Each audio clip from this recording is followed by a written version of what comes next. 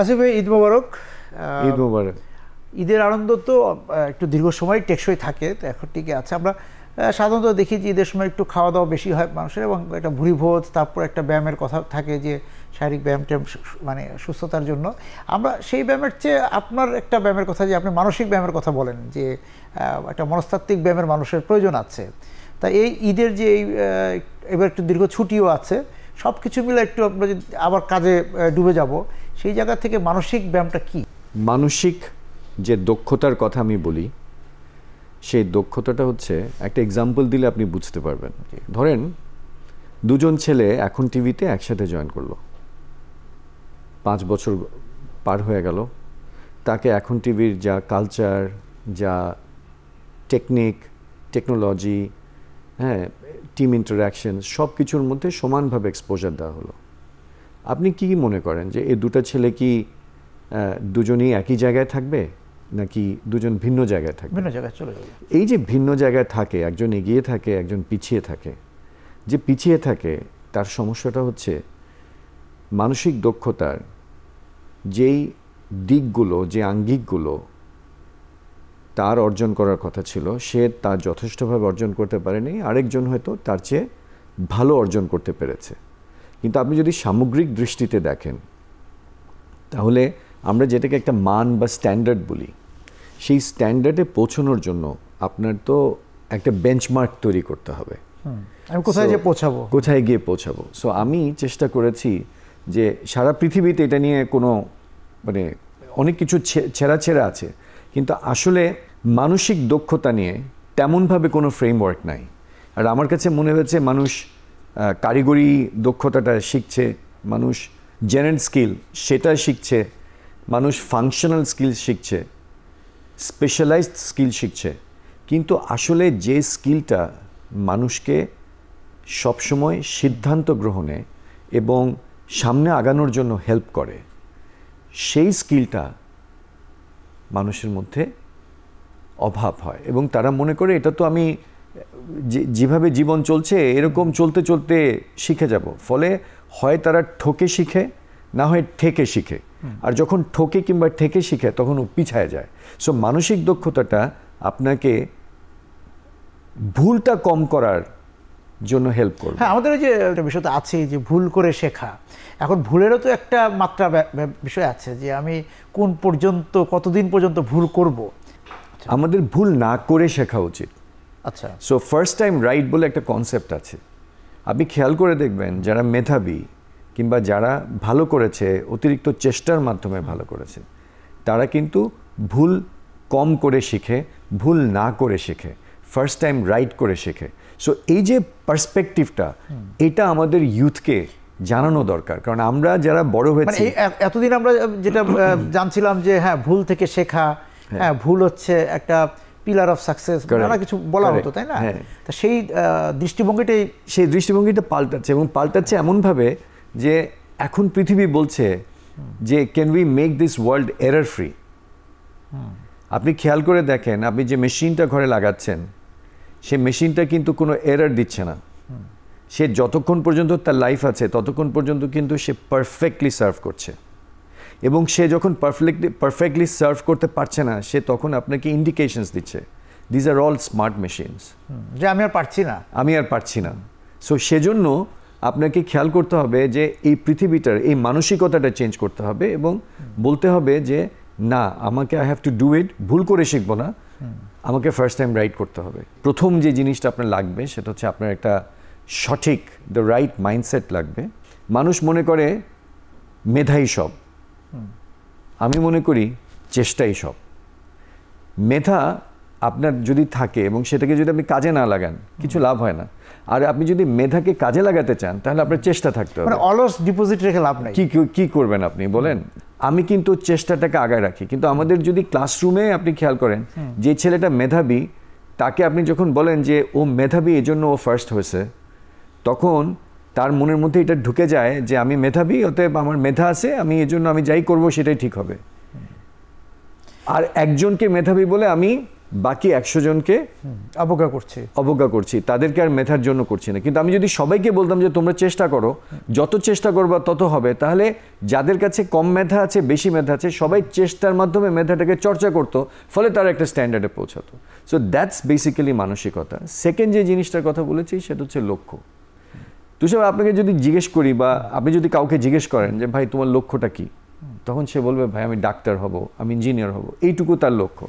কিন্তু আমি বলছি এটা যথেষ্ট নয় এই পৃথিবীতে। You need to have at least 6 goals.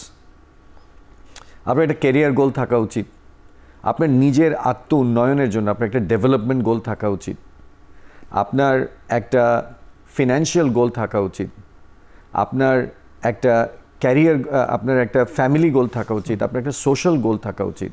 So আপনার ফ্যামিলি গোল এবং সোশ্যাল গোল ছাড়া আপনি কিন্তু ইউ ডু নট বিকাম সামাজিক প্রাণী কিংবা একটা কি বলবো পারিবারিক আপনি কিছু হইতে পারেন না। মানে এই গোলকের বাসিন্দা হিসেবে আমি আসলে সো আপনার এই গোলগুলোকে আপনাকে ফিক্স করতে হবে এবং সেই গোলগুলোর কাছে বারবার ফিরে যেতে হবে যে আমি আসলে এগুলো অ্যাচিভ করতে পারলাম কিনা। যদি আমি কিছু অ্যাচিভ করে থাকি তাহলে এই গোলটাকে আমি কি আবার রিডিফাইন করবো কিনা। এইভাবে আপনাকে short term, mid term, long term গোলসগুলোকে সেট করতে হবে। থার্ড যে জিনিসটা আমি বলছি যে মানসিক দক্ষতাটা বাড়ানোর জন্যে, সেটা হচ্ছে মূল্যবোধ। আমরা না আসলে বোধের মূল্য দিতে শিখি না। উচিত অনুচিত, ভালো মন্দ, এই যে জিনিসগুলো, এই জিনিসগুলোকে আমি চেষ্টা করেছি বলার জন্য যে এটা চিন্তা করতে হলে আপনাকে কিন্তু আপনার ফান্ডামেন্টালে যেতে হবে, আপনার মনটাকে চিনতে হবে। তাহলে মনটাকে আপনি কোথা থেকে চিনবেন? সো উইলহ্যাম উন্স নামে একজন মনোবিজ্ঞানী ছিলেন। হ্যাঁ, এই মনোবিজ্ঞানী স্ট্রাকচারালিজম নামে একটা থিওরি পৃথিবীকে দেয়, যেখান থেকে আমরা সচেতন, অবচেতন, অচেতন মনের কথা শুনি। সো আমরা আসলে ক্রমশ বোধহীন এবং মূল্যবোধহীন একটা সমাজে পরিণত হচ্ছি, পৃথিবীতে পরিণত হচ্ছি। সো আমাদের এই জায়গাটা আমাদের মূল্যবোধগুলোকে চেনা এবং আমাদের ওই মূল্যবোধের উপরে ভিত্তি করে আমাদের জীবনটাকে পরিচালনা করার একটা দরকার রয়েছে। যারা শর্টকাট নেয়, যারা অন্যায় করে কোনো কিছু করে প্রাচুর্যের মধ্যে চলে আসে, তাদের কিন্তু একটা সময় পতন হয়। আমাদের সময়, আমাদের ইতিহাস সবসময় এই কথাই বলেছে। সো সেজন্য আপনি কিভাবে এই লোভ থেকে আপনি বাঁচিয়ে নিজেকে একটা সুন্দর মানুষ হিসেবে থাকবেন এবং সমাজটাকে সুন্দর করবেন, সেজন্য আমার মূল্যবোধের চর্চাটা খুব জরুরি। সো ওটা কিভাবে করতে হয় সেটাও আমার এই মানসিক দক্ষতার মধ্যে লেখা আছে। আর ফোর্থ যে জিনিসটা, সেটা হচ্ছে একদম ভেরি রিসেন্ট একটা concept, this is called emotional intelligence, আবেগীয় বুদ্ধিমত্তা। এটার একটা চর্চা করতে হবে। আপনার আত্মসচেতনতা, আত্মনিয়ন্ত্রণ, এমপ্যাথি বা সহমর্মিতা, তারপরে হচ্ছে আপনার প্রেরণা বা মোটিভেশন, এবং সোশ্যাল স্কিল, সামাজিক দক্ষতা, মানুষের সাথে মেশার যে ক্ষমতা, এইগুলো আমি খুব বিস্তারিতভাবে আমার মানসিক দক্ষতার জায়গাটা থেকে এক্সপ্লেন করেছি আর কি। দৌড় একটা বিষয় আছে তো, যে আমরা সবাই দৌড়াচ্ছি, দৌড় প্রতিযোগিতা, আপনার মার্কেটিংয়ের লোক, সেই জায়গা থেকে এই যে দৌড়াদৌড়িটা, যে দৌড়ে পৌঁছে যেতে হবে, তা আপনার যে ধারণা নিয়ে আসছেন বা যে বিষয় নিয়ে কথা বলছেন, সেখানে দৌড়টা কীভাবে হবে? সিঁড়ি দিয়ে উঠবে না লিফট দিয়ে উঠবে? Life is a journey. হ্যাঁ, এবং এই জার্নিটা হচ্ছে 100 মিটার স্প্রিন্ট না,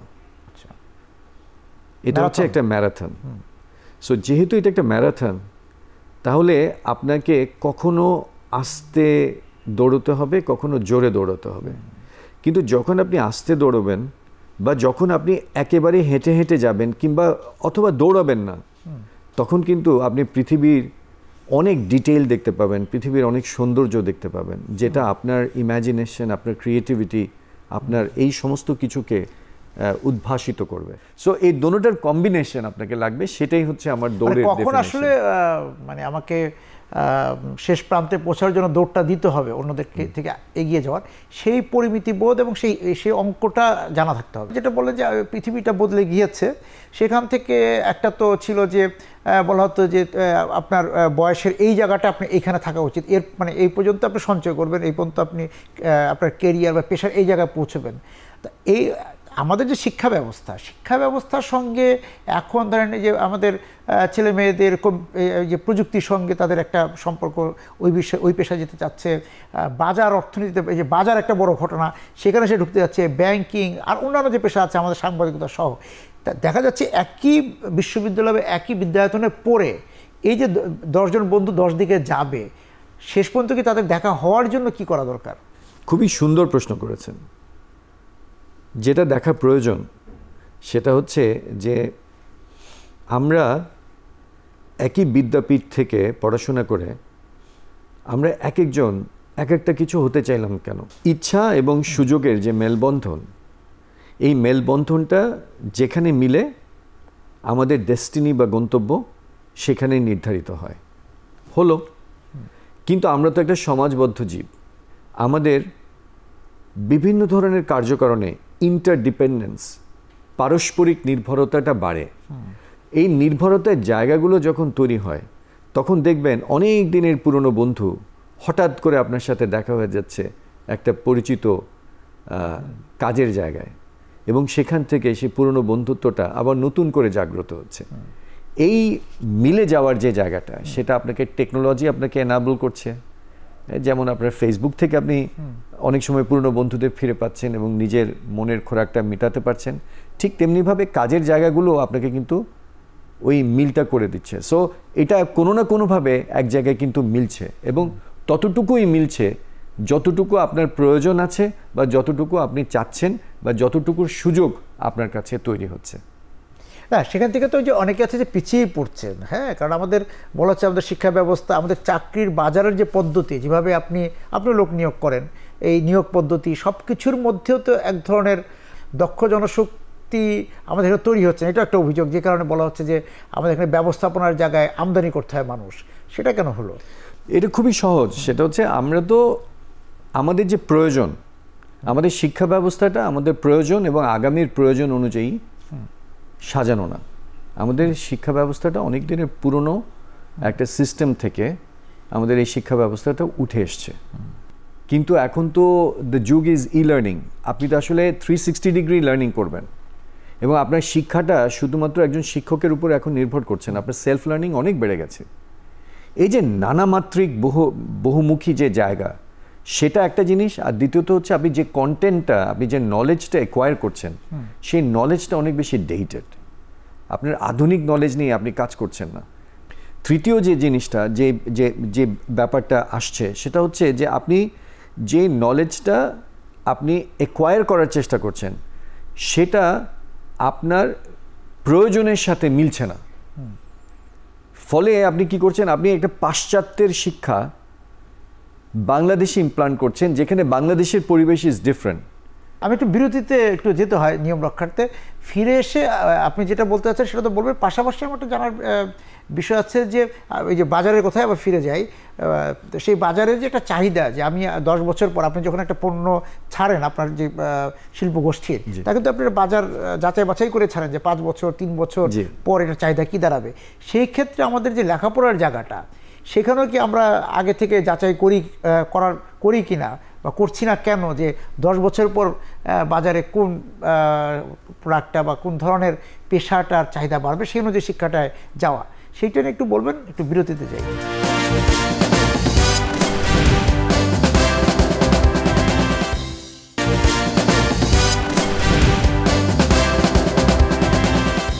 বিরতি থেকে ফিরে এলাম।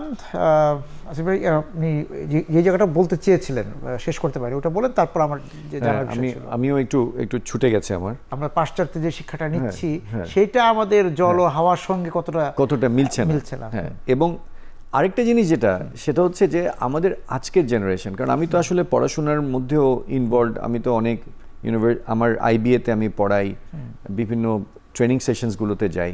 যেটা আমি দেখতে পাই সেটা হচ্ছে যে আমাদের যেরকম ইনডেপথ নলেজ নেওয়ার একটা ইচ্ছা ছিল, এখনকার জেনারেশন আসলে একটু অস্থির। ওরা খুব তাড়াতাড়ি, মানে ওরা T20-তে বিশ্বাসী, টেস্ট খেলতে চায় না। ফলে যেটা হয় সেটা হচ্ছে যে অনেক কিছুর মধ্যে ওরা ভিতরে গভীরে ঢুকতে পারে না। যেমন ধরেন যারা চাকরি করে, তারা দেখা যায় যে ওরা অনেক বেশি কুইক, আর্লি ক্যারিয়ারে অনেক বেশি কুইক হপ করে, অথচ আমরা ইউনিলিভারে 10 বছর কাটিয়ে দিয়েছি। হ্যাঁ, সো কেন কাটালাম? কারণ হচ্ছে ওই ইনডেপথ নলেজটাকে নেওয়ার জন্য, আমার ভিত্তিটাকে শক্ত করার জন্য। সো ওই কাজটা সে করে না। ফলে যেটা হয় সেটা হচ্ছে যে ওর স্পেশালাইজেশন তৈরি হয় না। অনেক সময় দেখি আমাদের শিক্ষকরাও শর্টকাট নিচ্ছেন। কেমন?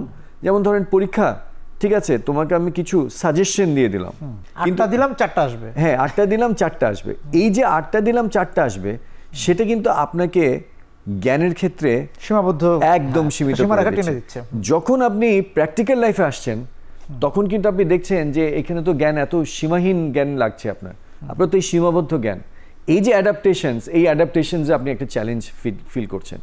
এইটার জন্য ইউ নিড ইয়োরসেলফ বা আমাদের পুরো জেনারেশনটাকে আবার নতুন করে রিডিফাইন করে আমাদের নতুন করে তাদেরকে তৈরি করার একটা ব্যাপার আছে, এবং তাদেরও প্রয়োগের ক্ষেত্রে চেঞ্জের জন্য কোগনিটিভ একটা প্রসেস নেওয়ার দরকার আছে।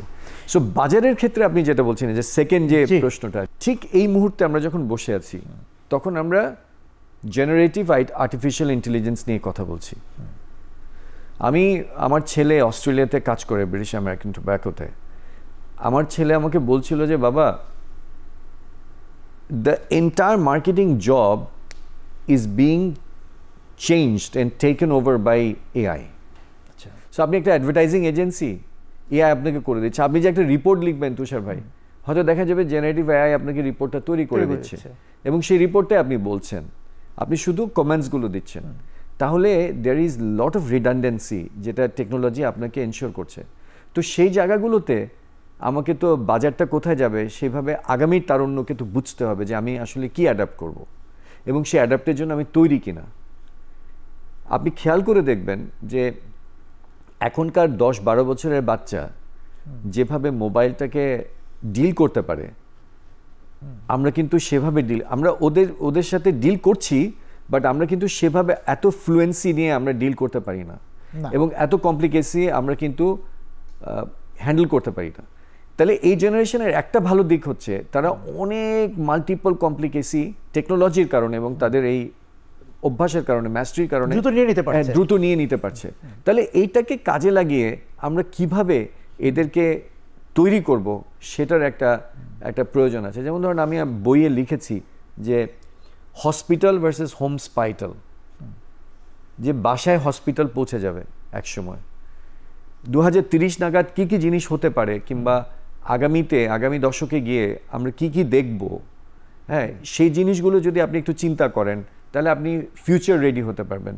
হ্যাঁ, সিজিং দ্য ফিউচার আমি যেটাকে বলেছি, যে ভবিষ্যৎ হাতের মুঠোয় নেওয়ার একটা ব্যাপার আছে। সো এটার জন্য আপনাকে আপনার জেনারেশনকে নিজেকে তৈরি করতে হবে, আবার একটা প্রাতিষ্ঠানিকভাবে তৈরি হওয়ার একটা ব্যাপার আছে।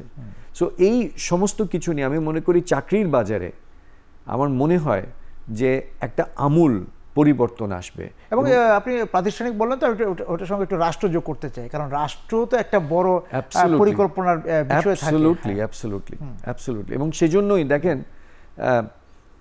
এডুকেশনটাকে আমরা যেভাবে ডিফাইন করছি, বা এডুকেশনটাকে আমরা ধরেন আমাদের কনভেনশনাল শিক্ষা এবং আমাদের কি বলবো মাদ্রাসা শিক্ষা, এই দুটো শিক্ষার মধ্যে আমাদের যুগোপযোগিতার জন্য আমরা কবে কি করেছি এবং সেটার জন্য কারা ইনপুট দিয়েছে, যারা এই ইমপ্লিমেন্টেশনটা দিচ্ছে তাদের নলেজের বেসটা কি পাশ্চাত্য নাকি আমাদের দেশের, এবং নাকি এর মিশেল আছে, এই প্রশ্নগুলো, এই ফান্ডামেন্টাল প্রশ্নগুলো আসলে করার অনেক দেরি হয়ে গেছে আর কি।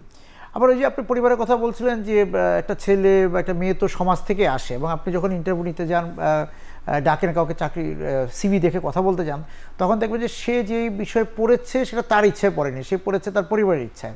এবং এখনও যেটা হচ্ছে যে বিবিএ এমবিএ যখন শুরু হলো যে 1-2জন পড়ছে, এখন তো অভাব নেই। এই যে একটা গড় পড়া, সিএসসি পড়া, ট্রিপলি পড়া, 2জন পাশের বাসার ছেলেটা মেয়েটা পড়ছে বলে আমাকেও পড়তে হবে, এই জায়গা থেকে তো বেরিয়ে আসা দরকার। তরুণদেরকে, অভিভাবকদেরকে এই বার্তাটাও দেওয়া দরকার যে গড়ে পড়ার কোনো মানে নেই। আমি এই জন্য একটা এক্সাম্পল বলবো। আমারও আগের জেনারেশন, আমার বড় ভাই, ওনার নাম ছিল সদরুল পাশা, মারা গেছেন, হি ওয়াজ অ্যান অ্যাক্টর। সো আমার বাবা এবং মায়ের স্বপ্ন ছিল যে ও ডাক্তারি পড়বে। সো তাকে ডাক্তারিতে পড়ানো হলো, মেডিকেল 3rd ইয়ারে সে উঠে গেল, ডাক্তার হই অবস্থা। হ্যাঁ, ঠিক তখন সে হঠাৎ একদিন বাসায় এসে ঘোষণা করলো যে আমি পুনা যাচ্ছি ফিল্মে পড়াশোনা করতে। বুঝে দেখেন পুরো পরিবারের অবস্থা। হ্যাঁ, পুরো পরিবার তো ভেঙে পড়লো, যে বাবা মায়ের স্বপ্ন ভেঙে ছারখার হয়ে গেল। ছেলে বলল যে আমি ডাক্তার হতে চাই না, আমি ক্রিয়েটিভিটি পার্সু করতে চাই, আমি সৃজনশীলতাকে পার্সু করতে চাই। চলে গেল সে। ও যখন ফিরে এলো, বাবা মার মানতে কষ্ট হয়েছে, but we adjusted, they adjusted, এবং ও ওর লাইফে দারুণ ভালো করলো। তখন আমরা প্রথম বুঝতে পারলাম যে প্রথাগত শিক্ষার বাইরেও আসলে একটা জগৎ আছে। সো এই জগৎটা থেকে আমি কি শিখলাম, আমার বড় ভাইয়ের এই সিচুয়েশন থেকে আমি কি শিখলাম? আমি শিখলাম যে মানুষ যা চায়, মানুষ যার জন্য চেষ্টা করে তাই পায়, সেখানেই সে পৌঁছতে পারে। সূরা নাজমের, কোরআন শরীফের সূরা নাজমের 39 নম্বর আয়াত, মানুষ যা চেষ্টা করে তাই সে পায়। তো ওর যে মন থেকে যেটা চেয়েছে সেটাই সে পার্সু করেছে। সো আমাদের জেনারেশনকে আমি বলবো যে ইমিটেট না করে, কম্পিট না করে, ফলো না করে, আমার মন কি বলছে এটা যদি শুনি। যেমন ধরেন আমার আইবিএতে আমার কিন্তু চয়েসেস ছিল, আই ওয়াজ এ ভেরি কি বলবো, ওয়ান অফ দ্য টপার্স আমার ব্যাচের। সো আমার চয়েস ছিল আমি ফিন্যান্স নিতে পারি, আমার চয়েস ছিল আমি এইচআর নিতে পারি, আমার চয়েস ছিল আমি ডেভেলপমেন্ট ইকোনমিক্স নিতে পারি, বাট আমি নিলাম কি, আমি নিলাম মার্কেটিং। ওয়াই? বিকজ আমার কাছে মনে হচ্ছে যে কনজিউমারের হৃদয় জয় করা এবং কনজিউমারকে সার্ভ করার মধ্যে একটা অনির্বচনীয় আনন্দ আছে, এবং ওই আনন্দটা আমি সবসময় পেতে চেয়েছি। এখনও যখন আমি একজন সিএক্সও, আমি কিন্তু এখনও একজন মার্কেটার, কারণ আমি গাঞ্জিল করি সেজন্য, যাতে আমি গাঞ্জে বানাই, গাঞ্জে লিখি, এটার কারণ হচ্ছে আমি মানুষের হৃদয় স্পর্শ করতে চাই। এবং এই হৃদয় স্পর্শ করাটা কত কন্টেম্পোরারি, এবং আমি এখনো পর্যন্ত আছি কিনা, কারণ আমি যখন গান লেখা শুরু করেছি তখনকার যে গীতিকবিরা তাদের অনেকেই আজকে নেই, খুব কম, একজন দুজন আছেন, কিন্তু আমি এখনো টিকে আছি এবং আমি এখনো কাজ করে যাচ্ছি। কেন করে যাচ্ছি? বিকজ আমার এই কনজিউমারের সাথে সম্পর্কটা আছে, এটা আমি পছন্দ করেছি বা রাখতে চেয়েছি। সো আমি বলবো যে আমার জেনারেশনের পরের জেনারেশন যারা, বা আগামী প্রজন্মান্তরের একটা জিনিসই মনে রাখতে হবে, দ্যাটস ফান্ডামেন্টাল, যে আমার মন যা চায় আমাকে তা করতে হবে। তাহলেই হুমায়ুন আহমেদ হওয়া যাবে, তাহলেই সদরুল পাশা হওয়া যাবে। মন যা চায় না তা যদি না করি, সেটা করা মানে হচ্ছে you are basically unnecessary, you are killing yourself and you are killing all the people. সময় থেকে শুরু করে সবকটা লোকের জন্যই এটা একটা গড়পড়তার বিষয় হলো, স্পেশাল কোনো বিষয় আর হচ্ছে যে আমি যে কাজটাই করছি সেই কাজটা তো আনন্দ নিয়ে করতে হবে। অ্যাবসলিউটলি। হ্যাঁ, তাই এই যে জীবনানন্দের কথা যদি বলি, যে এই আপনার হচ্ছে ক্রেতা ধরা, মানে ক্রেতার সাথে সম্পর্ক করা, সেখানে একটু যাই আবার, কারণ যেহেতু বিপণনের বিষয়, ক্রেতাটা তৈরি করেন কিভাবে? আমরা তো ক্রেতার জন্য তো বসি ফেলা হয়, যে আমরা বলি যে একটা শিশুকেই প্রথম থেকে করা, যে সে একসময় আমার ক্রেতা হবে। তা আমাদের এখানে যেটা হয় যে বিজ্ঞাপনেরও একটা ব্যাপার আছে, যে বিজ্ঞাপন একটা লক্ষ্য ঠিক করে। তো এই বিজ্ঞাপন বানাতে যে আপনি ইথিক্সের কথা বলছিলেন, আমরা কতটুকু নৈতিকতা মানি, যে আমি যে বিজ্ঞাপনটা করছি, যে ভাষার ব্যবহার করছি, যে ছবি দেখাচ্ছি, যে প্রলুব্ধ করছি, সেই জায়গা থেকে যদি বলা হয়। আমি আসলে ক্রেতার প্রয়োজনটাকে খোঁজার চেষ্টা করি। ক্রেতার প্রয়োজন যদি আমি বুঝতে পারি এবং সেই প্রয়োজনে এখনকার তার যে সমাধান আছে তার চেয়ে ভিন্ন কিংবা ভালো সমাধান যদি আমি তাকে দিতে পারি, তাহলে ক্রেতা আমাকে তার বিবেচনায় রাখবে। সো আমার ক্রেতার বিবেচনায় পৌঁছানোটাই হচ্ছে আমার ক্রেতা তৈরি করার, টপ অফ মাইন্ডে রাখা, হ্যাঁ, মূল কাজ। এখন এই ক্রেতার এই প্রয়োজন এবং সমস্যাটা বুঝার পর আমি জানি যে ক্রেতার, ও তো কালকে গেলে যদি আমার প্রোডাক্ট দোকানে না পায়, তখন তো সে আরেকটা প্রোডাক্ট কিনবে, তার এই প্রয়োজনটা তো সে কোনো না কোনোভাবে মিটাবে। তখন আমাকে দেখতে হয় যে আমি কিভাবে তার মনের মধ্যে জানায় রাখবো যে আমি আছি। ও তো জানবে না যে আমি একটা নতুন প্রোডাক্ট করেছি, আমি একটা এখন টিভি করেছি। এখন টিভি তো জানবে না, 100টা চ্যানেল আছে, তাহলে আমি তাকে জানাবো কিভাবে? So awareness build up is something that you have to do. So আপনি তখন এমন একটা প্রোগ্রাম করেন যে প্রোগ্রামটা হয়তো ওই আপনার ক্রেতা গোষ্ঠী যাদেরকে আপনি ধরতে চাচ্ছেন তাদের কাছে পৌঁছায়। So awareness is something that is very important. But আরেকটা জিনিস, ক্রেতা আমার প্রোডাক্টে কিনবে কেন? সো এই যে কোয়ালিটি, আমি বলছি আমার প্রোডাক্টের মান ভালো, কিন্তু ক্রেতা কি বলছে আমার প্রোডাক্টের মান ভালো, পারসিভড কোয়ালিটি। সো ওই perceived quality is also important. আমি একটা বিরতিতে আবার যেতে হয়, ফিরে এসে আবার একটু ইমোশনের কথাই যাই, যে এই ক্রেতার সাথে বিক্রেতার সম্পর্কটা তো ইমোশনাল, মানে তাকে তো আসলে ইমোশনালি তো আনতে হয়, হ্যাঁ, ওইখানে যাওয়া। এবং পাশাপাশি আমাদের ক্রেতার অভ্যাসও পরিবর্তন হয়েছে। আমরা টাকা গুনে একসময় কিনতাম, এখন কার্ড। আগে আমরা, এখনও অনেকে কাঁচা বাজারে যাচ্ছে, কদমাক্ত বাজারে যাচ্ছে, কিন্তু আবার সুপার শপেও যাচ্ছে। আগে মোরকের খাবার হয়তো খেতেন না, বা মোরকের মিনি প্যাক সিস্টেম আসলো, অনেক পরিবর্তন হয়েছে না? অভ্যাসগুলো যে পরিবর্তন হলো সেটা নিয়ে একটু শুনবো বিরতি থেকে ফিরে এসে।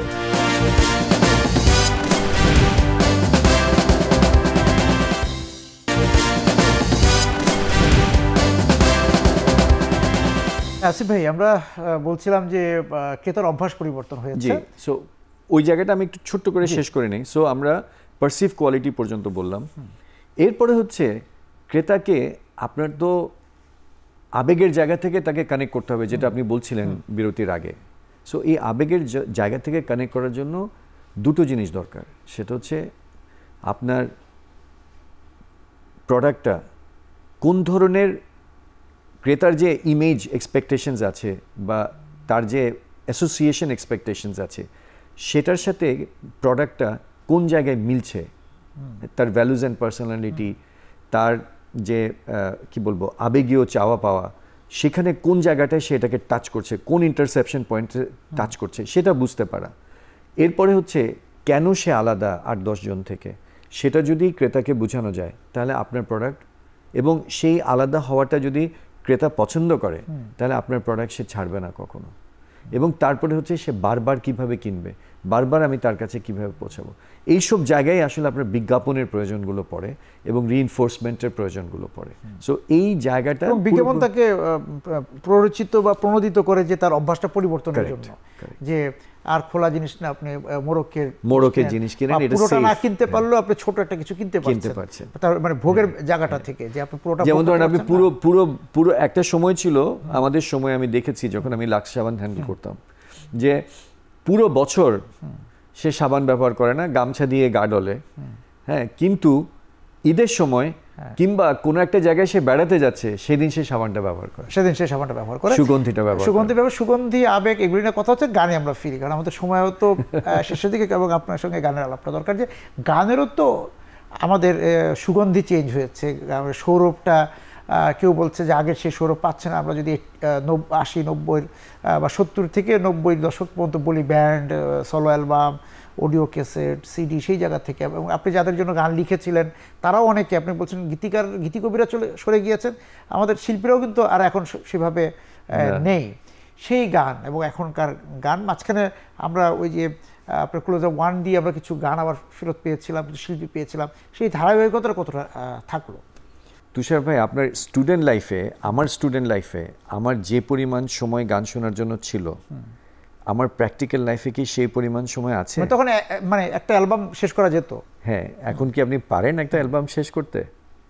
আপনি যেহেতু পারেন না, সেহেতু একটা আপনার লিমিটেশনস আছে।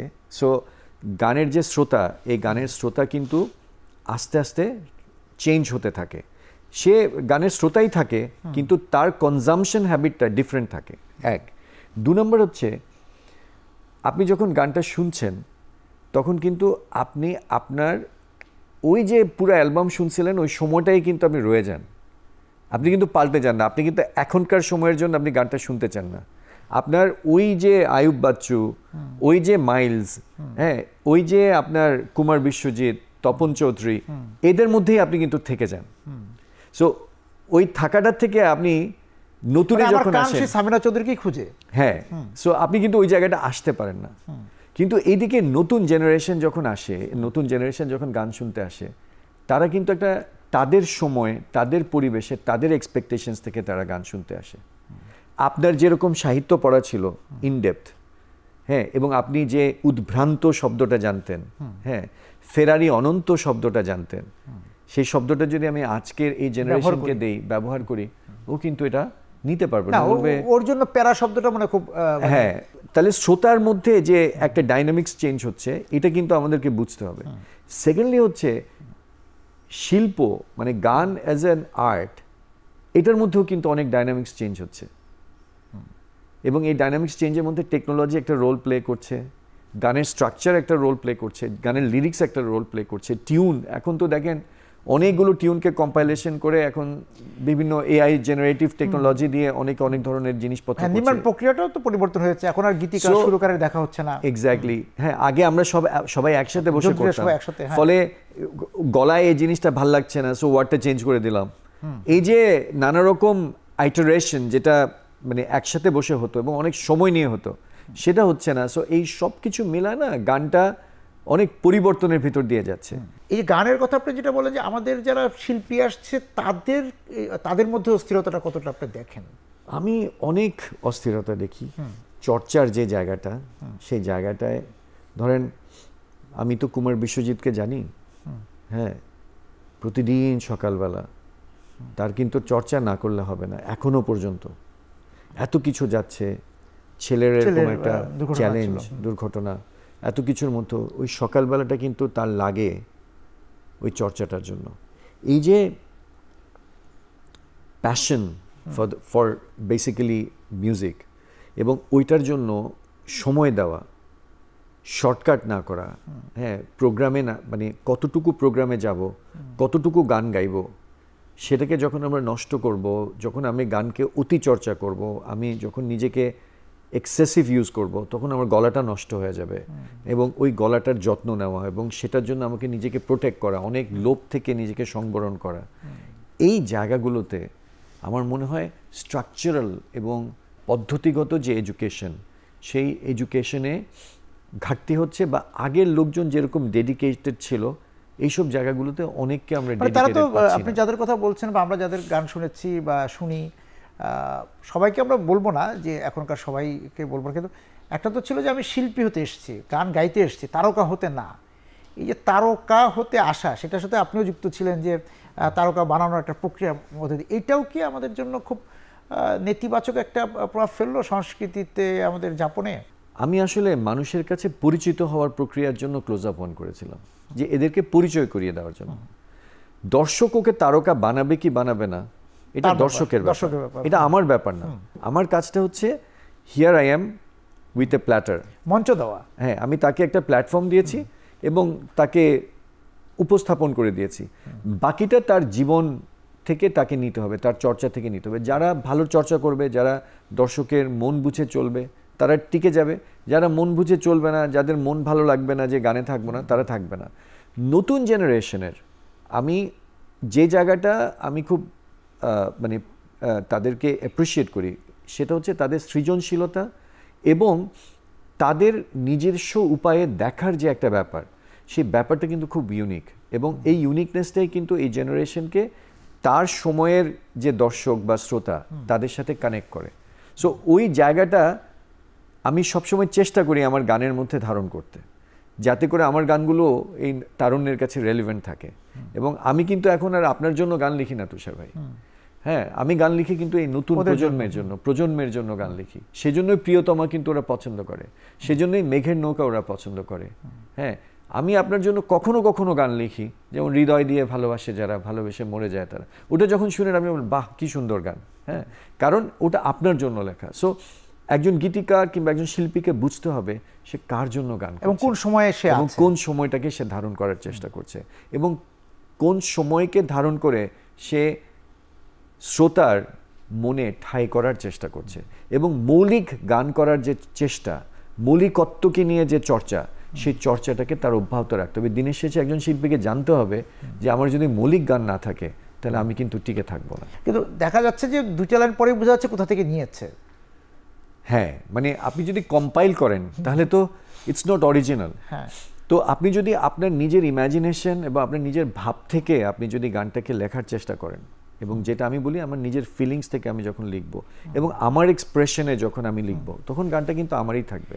আপনি আসিফ ইকবালের একটা গান শুনলেই বুঝতে পারবেন যে এটা আসিফ ইকবালের লেখা, এন্ড দ্যাটস একটা স্বাক্ষর থাকে কারো কাছ থেকে বা কোনো জায়গাতে। আমি একটা পাশ্চাত্য থেকে একটা সুর নিতে পারি, ওই যে আমার যদি ওই ধরনের সাহিত্য পড়া থেকে সেখান থেকে নিতে পারি, কিন্তু নেওয়াটার মধ্যে একটা মৌলিকত্ব আছে। কিন্তু এক্স্যাক্টলি, মানে ইভেন গৌরীপ্রসন্ন মজুমদার, পুলক বন্দ্যোপাধ্যায়, এরাও তো অনেক কিছু নিয়েছে। ওরা অনেক সময় আটকে গেছে, গান শুনেছে, সলিল চৌধুরী, এরা যে গান শুনেছে, কিংবা আমাদের এখানে আমি যদি বলি শহীদ মাহমুদ জঙ্গি, কিংবা নজরুল ইসলাম বাবু, কিংবা কাউসার আহমেদ চৌধুরী, হ্যাঁ, কিংবা গাজী মাজহারুল আলম, হ্যাঁ, ইনারা কি করেছেন? ওনারা গান শুনেছেন, একটা গান ওনাদের পছন্দ হয়েছে, ওই গানটা ওনারা চিন্তা করেছেন আমি লিখলে কিভাবে লিখতাম।